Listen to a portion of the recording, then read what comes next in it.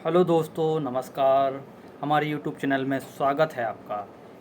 एक कॉन्सेप्ट कई एग्ज़ाम में सिलेक्शन की पूरी तैयारी। हाँ दोस्तों, सही सुना आपने। एक ऐसा कॉन्सेप्ट जो आपको कई एग्ज़ामों में सिलेक्शन दिला सकता है। जी हाँ, अगर आपका सपना सरकारी नौकरी पाना है तो साथियों यह कॉन्सेप्ट आपको बहुत ही मददगार साबित होगा। जैसा कि आपने थंबनेल में देखा ही होगा, हम ऑल एग्ज़ाम के लिए आपको आज एलसीएम एवं एचसीएफ को के निकालने का सबसे आसान तरीका बताने वाले हैं, जो आपके सपने को साकार करेगा। ठीक है, आपने एकदम सही सुना। अगर आपका सपना भी सरकारी नौकरी पाना है तो फिर हमारे वीडियो को अंत तक देखिए। और अगर आपको लगता है अंतिम में कि हमारा वीडियो आपके लिए हेल्पफुल साबित हुआ, आपके सपने को साकार करने में मददगार साबित हुआ, तो अंतिम में कमेंट कर कर अपने अनुभव साझा करें और हमारे चैनल को लाइक एवं सब्सक्राइब करें। तो चलिए साथियों, फिर बिना देरी किए हम आज का टॉपिक स्टार्ट करते हैं। साथियों, आज के टॉपिक में हम पढ़ेंगे महत्तम समापवर्तक।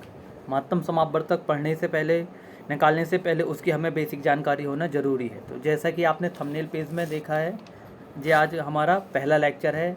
पहले लेक्चर में हम क्या पढ़ रहे हैं? महत्तम समापवर्तक। ठीक है, महत्तम समापवर्तक पढ़ेंगे तो सबसे पहले इसके बारे में जान लेते हैं। तो दो या दो से अधिक संख्याओं को पूर्णतः विभाजित करने वाली सबसे बड़ी संख्या उस संख्या का क्या कहलाती है? महत्तम समापवर्तक। ठीक है साथियों, इसे मैं आप एक उदाहरण से दर्शा देता हूँ कि हमारे सामने एक उदाहरण है। एक संख्या है 18 और एक है 24 के हम उभयनिष्ठ गुणनफल के माध्यम से क्या निकालेंगे? अभी महत्तम समापवर्तक। तो महत्तम समापवर्तक क्या होता है आपको जब पता तो चल गया। मैं एक शॉर्ट में और बता देता हूँ कि वह बड़ी सी बड़ी संख्या, ये आसान भाषा में लिख लीजिए, तो वह बड़ी से बड़ी संख्या जो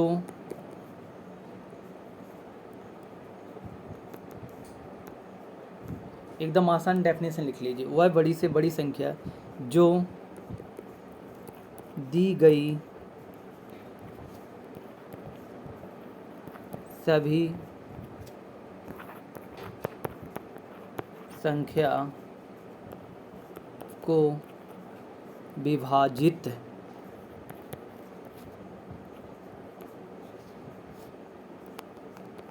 कर दे। क्लियर हो गया? वह बड़ी से बड़ी संख्या जो दी गई सभी संख्याओं को विभाजित कर दे। अब ठीक है, हम आपको निकाल के बताते हैं। पहले हम इसे गुणनखंड विधि से निकालते हैं।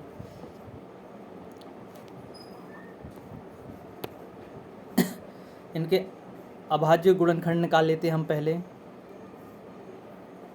मैं पहले देखिए साथियों, हमें एक साथ ही ले लेते हैं, हम दोनों को एक साथ तोड़ लेते हैं। ठीक है, मैं इसके कई सारे प्रकार बताऊंगा आपको निकाल के। अभी हम इसको गुणनखंड विधि से निकालते हैं। तो सबसे पहले सबसे छोटी संख्या को तोड़ते हैं। तो 2 से तोड़ें हम।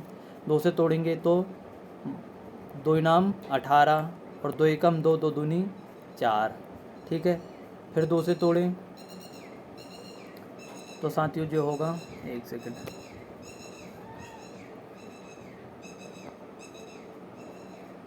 हमें स्पेस थोड़ा सा ज़्यादा लगेगा साथियों, इस वजह से मैंने उसे मिटा दिया। देखिए हमारे सामने 18 है और 24 है। जब हम इसे तोड़ेंगे, ये 2 से टूटेगा तो यहाँ पर 9 आ जाएगा, यहाँ पर कितना आ जाएगा? 12 आ जाएगा। अब 2 से नहीं टूटेगा 2 से 9 तो नहीं टूटेगा, पर 12 टूट जाएगा। फिर 2 से तोड़ते हैं हम इसे, तो 9 का 9 लिख लिए, यहाँ पर 6 आ जाएगा। फिर 2 से तोड़े तो यहाँ पर 9 का 9 आ गया, यहाँ पर 3 आ गया। फिर 3 से तोड़ेंगे तो 3 तिरका 9 और 3 एकम 3। और एक बार फिर 3 से तोड़ेंगे साथियों,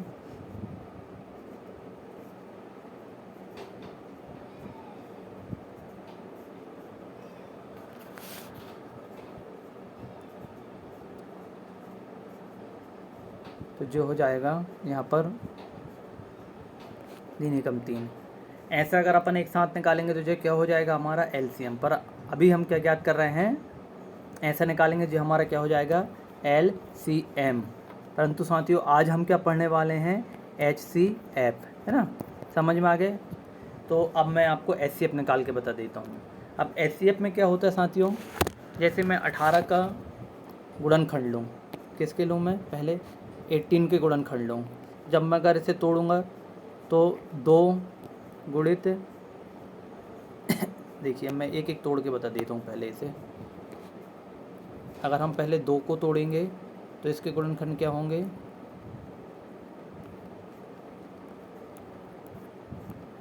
1। तो 18 का गुणनखंड कितने हो जाएंगे साथियों, 2 गुणित 3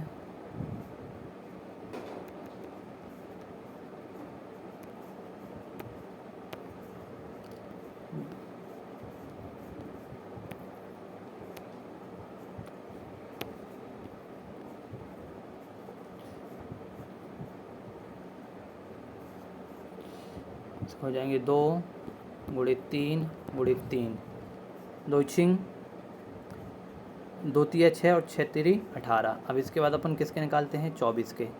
तो देखिए 24 के मैं यहाँ निकाल लेता हूँ। 24 को जब अपन यहाँ पर तोड़ेंगे, 2 से तोड़े साथियों तो कितना आ गया, 12 आ गया। फिर 2 से तोड़े तो कितना आ जाएगा, 6 आ जाएगा। फिर 2 से तोड़ेंगे 3 आ जाएगा, और 3 से तोड़े तो 3 एकम 3। तो आप यहाँ पर 24 का देख लीजिए। अब अपन 24 का निकालेंगे तो 2 गुणित 2 गुणित 3, 2 गुणित 3। अब देखिए साथियों उभयनिष्ठ, इसने क्या बोला है यहाँ पर, आसानी से पकड़िए, उभयनिष्ठ, ठीक है। तो वह संख्या जो दोनों में कॉमन होगी वही उभयनिष्ठ कहलाएगी, और यही इन दोनों का क्या होगा, HCF होगा। तो जब अपन इनका HCF निकालेंगे साथियों तो क्या हो जाएगा, देखो ये 1 2 यहाँ पर भी है, 1 2 यहाँ पर भी है। तो यहाँ पर पहले अपन क्या लिख लेंगे, 2, ठीक है। फिर इसके बाद 1 3 यहाँ पर भी है, 1 3 यहाँ पर भी। तो अब क्या ले लेंगे, 3, और दोनों को अपन आपस में क्या कर देंगे, गुणा कर देंगे। तो जब हम दोनों को गुणा करेंगे तो कितना हो जाएगा, 6। कहने का मतलब है साथियों कि 18 और 24 में 6 वह बड़ी से बड़ी संख्या है जो इस संख्या को क्या करेगी, दोनों संख्या को क्या करेगी, विभाजित करेगी। तो 18 और 24 का HCF कितना हो जाएगा, 6। अब देखिए वह संख्या 2 से भी चली जाएगी, वह संख्या 3 से भी चली जाएगी, 18 और 24। परंतु हमने क्या पढ़ा था कि बड़ी से बड़ी संख्या, समझ रहे हो। तो सबसे बड़ी संख्या इसमें क्या है, 6 है। क्लियर हो गया ना। तो हम क्या बोलेंगे कि 18 हुआ 24 का HCF कितना हो जाएगा, कितना हो जाएगा, 6। क्लियर हो गया, यही तो मैंने लिखाया था। और हम इनके अगर पूरे गुणनखंडों को जोड़ देते, पूरे गुणनखंडों को आपस में गुणा कर देते उभयनिष्ठ को छोड़कर, तो वही इसका क्या निकल जाता, LCM निकल जाता है ना, ठीक है ना। चलिए अब मैं आपको दूसरी विधि से निकाल के बताता हूँ। ये तो हो गए हमने एक नॉर्मल निकाले। अब हमें कौन से क्वेश्चन हल करना है कि हम LCM को, अब हम क्या करेंगे, महत्तम समापवर्तक को निकालने की विधियाँ देखेंगे। इसमें पहली विधि है साथियों गुणनखंड विधि, जो मैंने अभी आपको तोड़ के बता दिया है ना। देखिए जैसे कि एक संख्या यहाँ पर है, मैंने लिख ही दिया, ऐसा हल करके दे दिया कि 30 है। तो 30 के तो मैंने पहले क्या गुणनखंड लिए कि भाई 30 की संख्या उससे विभाजित हो जाएगी, ठीक है। फिर इसके बाद इसी प्रकार से 45, एक संख्या हमारे पास 45 है, तो इसके गुणनखंड लिखे मैंने, ठीक है ना। किस संख्या से चली जाएगी, अब दोनों में से जो सबसे बड़ी कॉमन संख्या है, तो देखो यहाँ पर भी 15 है, यहाँ पर भी 15 है, तो दोनों की कॉमन संख्या क्या होगी साथियों, क्या आ गई, 15। इस वजह से इसका आंसर क्या हो जाएगा, 15। अब देखो मैं इसको निकालने का एक सबसे बेहतर और सटीक तरीका बताता हूँ। देखो गुणनखंड विधि का, अभी तो जो दोनों विधि आपने देखे वो आपको बहुत लंबी लगी होगी। अब इनके एकदम सटीक आसान देखो, हम यहीं से लेते हैं, क्या लेते हैं, 30 और क्या था अपने सामने, 45। अब हम इन्हें तोड़ते हैं। देखिए साथियों नियम कहता है कि हम छोटी से बड़ी संख्या की ओर जाएं, परंतु देखिए हमें क्वेश्चन सॉल्व करना है और आंसर बताना है। कंपटीशन एग्ज़ाम में मायने ये रखता है, ठीक है। आप कंपटीशन करो, चाहे अगर बेसिक स्टडी भी करते हो तो वहाँ पर भी देख लो, परंतु हम अपनी आसानी के अनुसार इसे हल कर सकते हैं। तो देखो, हमने जब विभाजिता का जब पढ़े थे, हमने विभाजिता का नियम पढ़े थे, तो वहाँ पर मैंने बताया था 5 के टेबल में सिर्फ 2 नंबर आते हैं, एक आता है 5 और एक आता है क्या, 0। तो यह संख्या 5 से डिवाइड हो रही है, मैं इसे डायरेक्ट 5 से कर दूँ, क्योंकि बड़ी संख्या को अगर मैं जितनी बड़ी संख्या से तोड़ूंगा तो उतना मेरे लिए क्या होगा, आसान होगा। तो देखो, मैंने इसे 5 से तोड़ा तो 6 पंचे 30 हो गया, वो 5 छिक्का 30 और 5 नाम 45। अब अगर हम याद रखना साथियों, हम महत्तम समापवर्तक निकाल रहे हैं और गुणनखंड विधि में हम उसी संख्या से तोड़ेंगे जो दोनों में टूटे। जैसे अगर मैं यहाँ पर 2 से तोड़ रहा हूँ, देखो तो 2 से 3 तो गए, 6 तो गया पर 9 नहीं गया, तो मैं 2 से नहीं तोड़ूंगा। समझ में आ गया ना। अब हम ऐसी संख्या लेंगे जो दोनों में जाए। जैसे यहाँ पर हमने 5 लिए थे, तो 5 से देखो दोनों संख्या टूट गई, है ना। अब इसके बाद मैं यहाँ पर क्या लेता हूँ, 3 लेता हूँ। तो जब हम यहाँ से 3 से लेके तोड़ेंगे तो क्या हो जाएगा, 3 दूनी 6 और 3 तिरका 9। अब देखो ये अलग अलग, अब अब ये एक 2 से टूटेगा और एक 3 से टूटेगा, तो हम इसे क्या करेंगे, छोड़ देंगे। तो अब हम इन दोनों से नहीं तोड़ेंगे, और जो कॉमन जो निकले हैं गुणनखंड, वही हमारा क्या हो जाएगा, आंसर हो जाएगा। तो ये क्या हो जाएगा, 5 गुणित 3, तो कितना हो जाएगा, 5 तिया 15, ऐसे आंसर। समझ गए। इसी प्रकार से ऊपर वाला देखो, ऊपर वाले में क्या था हमारे सामने, 18 और 24। जब हम इसके गुणनखंड निकालेंगे तो क्या हो जाएगा जी, इसको 2 से तोड़ो तो 2 नाम 18 और 2 छिंग 12, टूट गए। अब देखो ये 2 से टूटेगा, ये नहीं टूटेगा, तो 2 से अब नहीं टूटेंगे। अब इसके बाद हम किससे तोड़ेंगे साथियों, 3 से तोड़ेंगे, ठीक है।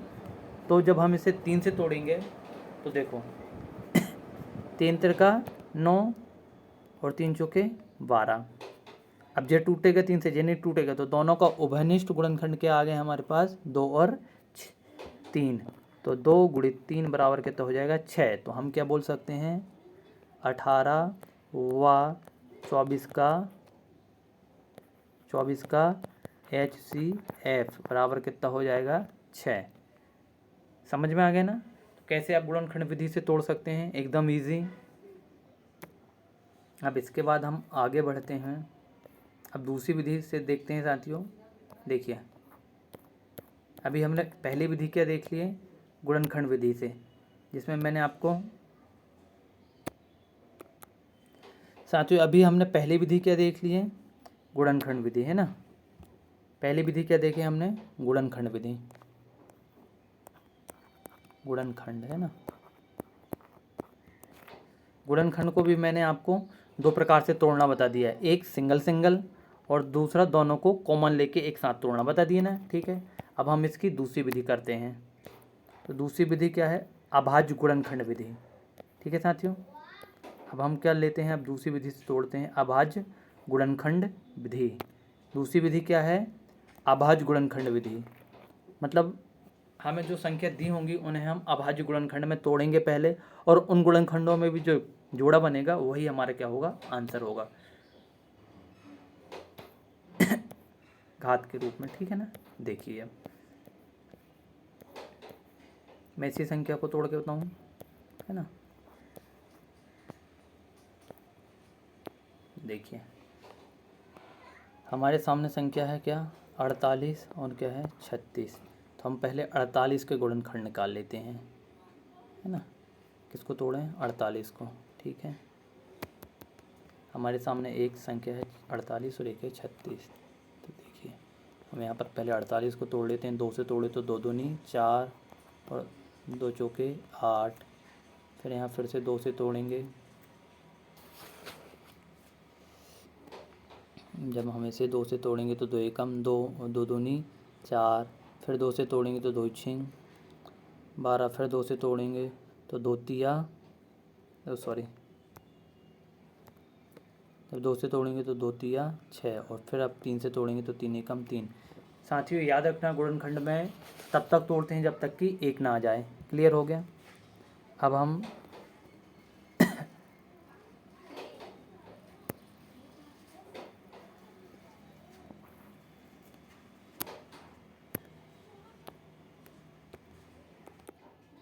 अब इसके बाद देखिए हम 36 को तोड़ते हैं, तो 2 से तोड़े, 2 से तोड़े तो 2 एकम 2, बचा 1 हो गए 16, तो 2 अट्ठे 16, फिर 2 से तोड़े तो कितना आ गया 9, 2 से सॉरी अब 3 से जाएगा, 2 से नहीं टूटेगा, बचा 3, और फिर 3 से तोड़े तो 3 एकम 3।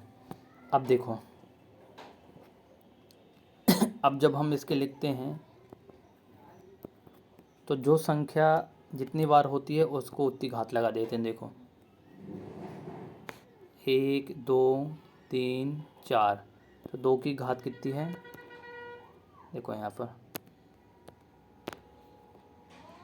1 2 3 4, तो 2 की पावर कितनी हो जाएगी 4 मल्टी 3, एक पावर तो नहीं लगाते हैं उसको, मैं इसे लिख देते हैं, ठीक है।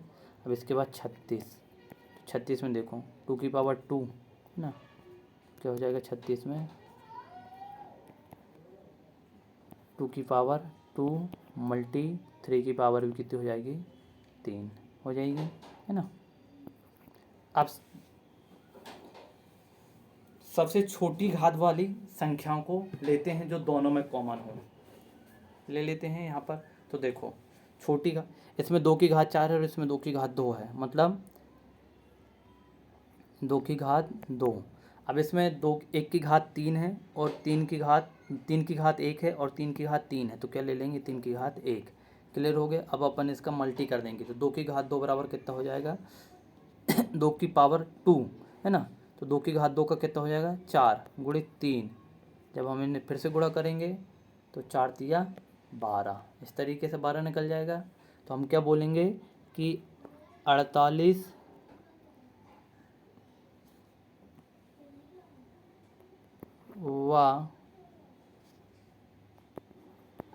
व 36 का HCF कितना हो जाएगा 12। ठीक है, क्लियर हो गया। ठीक है साथियों, चलिए मैं एक दूसरी संख्या से लेके आपको फिर समझा देता हूँ।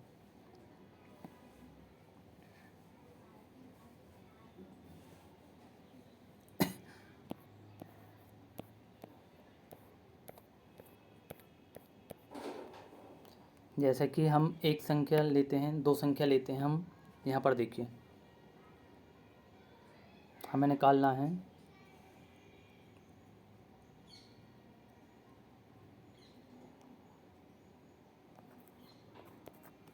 54वां, क्या बताना है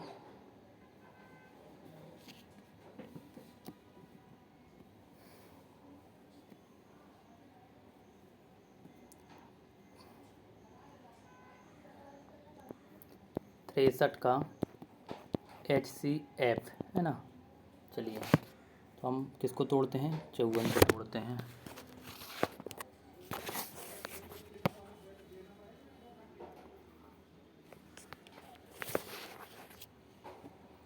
जब हम पहले 54 को तोड़ते हैं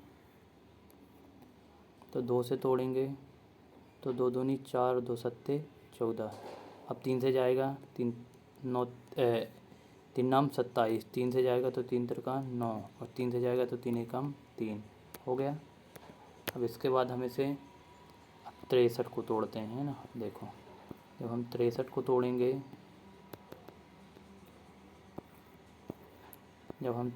तोड़ेंगे, तो इसे 3 से तोड़ो, 3 दूनी 6, 3 एकम 3, फिर 3 से तोड़े तो 3 सत्ते 21, 7 से तोड़े तो 7 एकम 7। क्लियर हो गया। अब देखो 54 के गुणनखंड क्या हो जाएंगे 2 गुणित 3 की घात कितनी 3। ठीक है साथियों, फिर इसके बाद 63, जब हम 63 को करेंगे तो देखो 3 की घात 2 गुणित 7। अब दोनों में कॉमन क्या है, तो देखो दोनों में कॉमन क्या है 3। अब दोनों में पावर छोटी क्या आएगी, एक की पावर 3 है और एक की पावर 2 है, तो पावर छोटी क्या है 2, तो 2 ले लेंगे। तो हम क्या बोल सकते हैं कि भाई 54 और 63 का HCF कितना हो जाएगा 3 की पावर 2 या 9, और यही आपका क्या हो जाएगा आंसर हो जाएगा। समझ गए। इस तरीके से आप कॉमन विधि से निकाल सकते हो। ठीक है साथियों, इसके बाद हम अब इसकी तीसरी भाग विधि ठीक है ना। अभी हमने 2 विधि देख लिए, अब इसके बाद तीसरी भाग विधि। ठीक है, तो तीसरी भाग विधि में भी मैं आपको तोड़ के बता रहा हूँ अब कि भाग विधि से भी हम किस तरीके से हल करेंगे। ठीक है, हम इसी संख्या को, मैं इसी को तोड़ के बता रहा हूँ। देखो मैं इसको यहीं पर तोड़ देता हूँ। देखो भाग विधि से थोड़ा इसे आराम से समझना साथियों ना, ये थोड़ी सी टफ होती है, भाग विधि थोड़ी सी टफ बैठती है, इस वजह से थोड़ा ध्यान से समझना। कौन कौन सी संख्या हमारे पास, 252 और 105। देखिए 252 और 105 का हमें क्या निकालना है, HCF।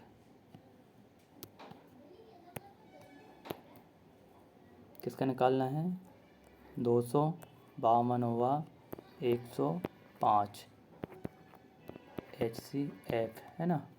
चलिए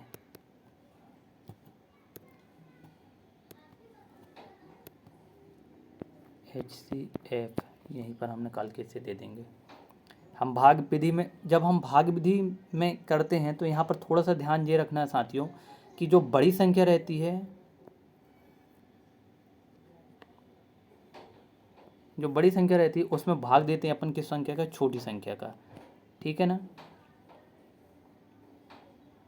है ना। जो अपनी छोटी संख्या रहती है उससे भाग देते हैं, और जो भाग जितनी बार भाग जाता है उसे अपन यहाँ पर लिखते जाते हैं। तो ये क्या है, यहाँ पर 105, और तब तक तोड़ते हैं जब तक कि पूरी संख्या एक एक पूरी तरह टूट ना जाए। ठीक है, तो अब यहाँ पर देखो 105 से 252 में भाग देंगे तो कितनी बार जाएगा, 2 बार जाएगा।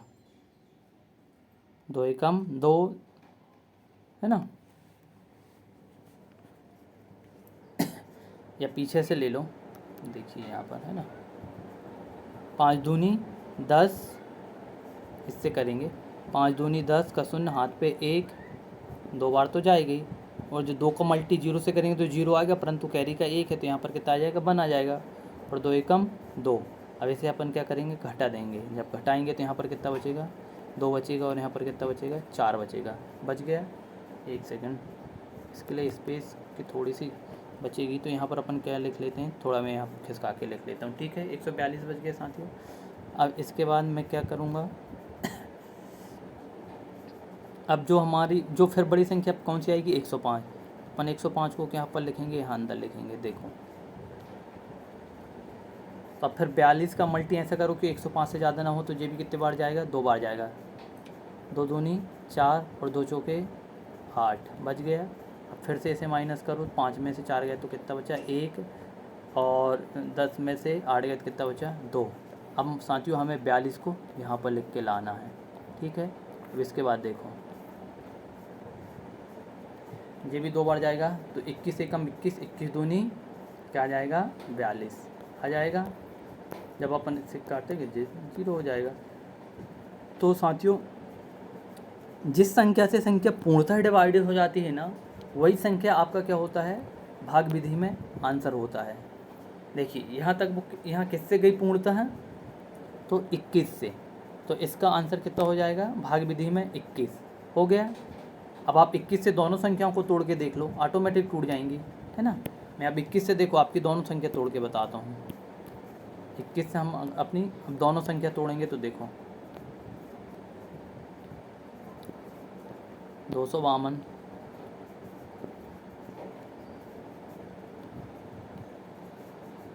जब मैं 21 से तोड़ूंगा तो कितने टाइम टूटेंगे, पहले तो 1 टाइम टूटेगी। जी कितना हो जाएगा, 21 एकम 21, कितना बच गया, 4, यहाँ आ गया 2, फिर 2 टाइम गया, हो गया पहला।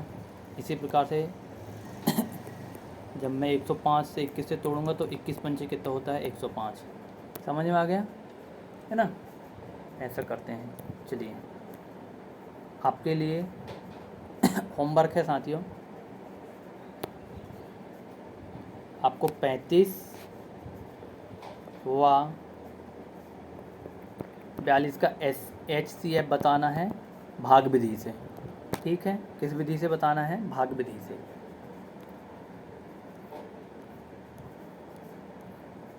और साथियों इससे संबंधित कुछ जो महत्वपूर्ण तथ्य हैं उन्हें भी याद रखिए।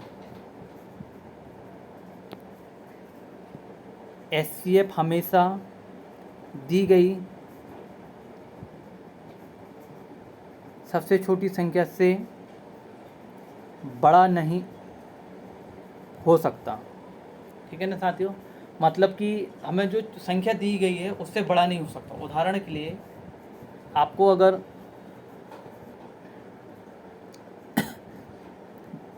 आपको कितना दिया है, 6 दिया है, तो HCF 6 से छोटा ही होगा, 6 से बड़ा नहीं होगा। समझ गए? जैसे कि हमें 2 संख्या दी है उसने, मैं यहीं पर आपको फिर से बता देता हूँ क्लियर करके। जैसे 2 संख्या, एक क्या दी है हमें, एक 6 दी है और दूसरा कितना दे दिया हमें, 8। एक 6 दिया और दूसरा कितना दिया हमें, 12। ठीक है, तो जो हमारा HCF निकलेगा इन दोनों का, वह 6 से छोटा ही होगा। यही हमारा पहला रूल बोल रहा है। तो क्लियर हो गया। इसके बाद दूसरा रूल क्या है कि HCF किसी भी संख्या का गुणनखंड होता है। यही हमने अभी तक देखे भी हैं, है ना। और सह अभाज्य संख्याओं का HCF 1 होता है। सह अभाज्य मतलब कि ऐसी संख्या जो, जैसे कि 5 और 7, देखो दोनों सह अभाज्य संख्या हैं। ठीक है, तो इनका HCF कितना होगा, 1 होगा। समझ गए? इसी के साथ साथ क्रमगत संख्याओं का HCF भी कितना होता है, 1 होता है। ये भी हमेशा याद रखना। जैसे 2 और 3 का HCF कितना होगा, 1। 4 और 5 का कितना होगा, 1। समझ में आ गया कहने का मतलब? ये आपको डायरेक्टली क्वेश्चन पूछ सकते हैं ऑब्जेक्टिव के तौर पे आपको कंपटीशन एग्ज़ाम में। ठीक है, आपकी किसी भी एग्ज़ाम में। इसके बाद यदि सभी संख्याएं समान हैं तो HCM जो होगा, जो HCF होगा वो सबसे छोटा कितना होगा, 2 होगा। मतलब 2 से छोटा हो ही नहीं सकता। उदाहरण के लिए 14 और 16 का HCF कितना होगा, 2। 16 और 18 का HCF कितना होगा, 2। मैं एक चीज़ बता दूं आपको साथियों, 2, आप इसको इस तरीके से याद रखो जो आपके लिए सबसे ज़्यादा आसान होगा। क्या होगा, जो मैं लिख देता हूँ, 2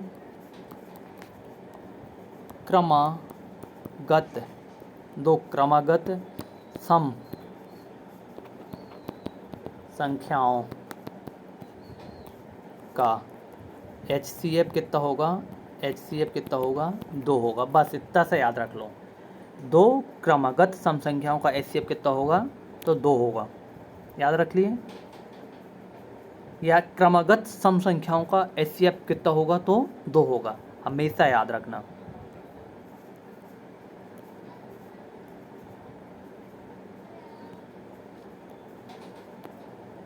और साथियों एक चीज़ याद रखना, और मैं इसे अभी सिद्ध करके बता दूंगा कि HCF हमेशा LCM से छोटा या बराबर होता है। समझ गए? या तो छोटा होगा या तो उसके बराबर होगा, उससे बड़ा नहीं हो सकता कभी LCM से। समझ गए ना?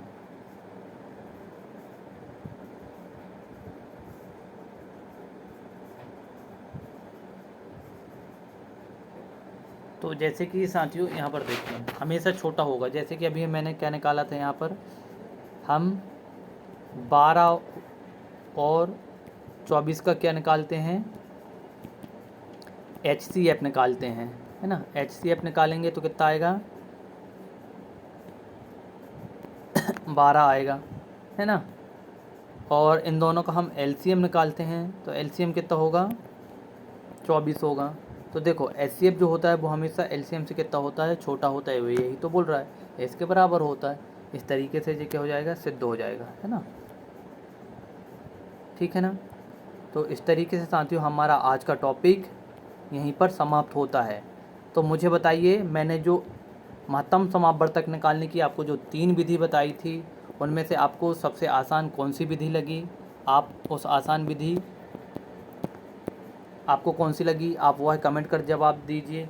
और कमेंट में मुझे बताइए कि साथियों यह लेक्चर आपके लिए कितना हेल्पफुल रहा, आपको कैसा लगा, आपके जो HCF को लेकर जो कॉन्सेप्ट में जो डाउट थे वह क्लियर हुए क्या। जैसे कि हमारी सीरीज का नाम ही था शून्य से शून्य से हीरो बनाने का। तो मैंने जो आपको कॉन्सेप्ट बताए, क्या वो आपके लिए कितने कारगर सिद्ध हुए वो बताइए। और साथियों, ये हमारा ऑनलाइन प्लेटफॉर्म है, इससे जुड़े रहिए। इसी प्रकार की और भी वीडियो आपको मिलती रहेंगी। साथियों, यह हमारा पहला लेक्चर था इसका LCM और HCF का। LCM और HCF का हमारा जो कौन था,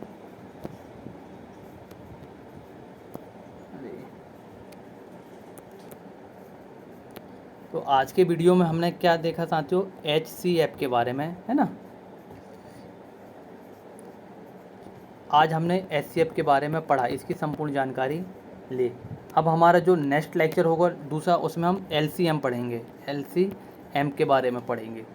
और जब हम उस वीडियो में LCM पढ़ेंगे तो उसके साथ साथ मैं क्या करूँगा, इन दोनों के जो कॉमन रूल्स हैं उनको भी आपको क्लियर करा दूँगा। और इस तरीके से हमारा ये टॉपिक क्या हो जाएगा, कंप्लीट हो जाएगा। तो LCM को देखने के लिए हमारे नेक्स्ट वीडियो को देखें। चलिए साथियों, इसी के साथ साथ जो हमसे जुड़ने के माध्यम है, जो मेरा कॉन्टैक्ट नंबर है, जो हमारा यूट्यूब चैनल है। और साथियों, इसी प्रकार की और अन्य वीडियो को देखने के लिए हमारे चैनल को लाइक करें, शेयर करें, सब्सक्राइब करें। धन्यवाद। और साथियों, कमेंट पर अपना अनुभव साझा करना ना भूलें कि आज के वीडियो से आपके इस टॉपिक को लेकर कॉन्सेप्ट क्लियर हुए या नहीं। चलिए ठीक है, फिर इन्हीं शुभकामनाओं के साथ आपसे विदा लेते हैं। जय हिंद, जय भारत।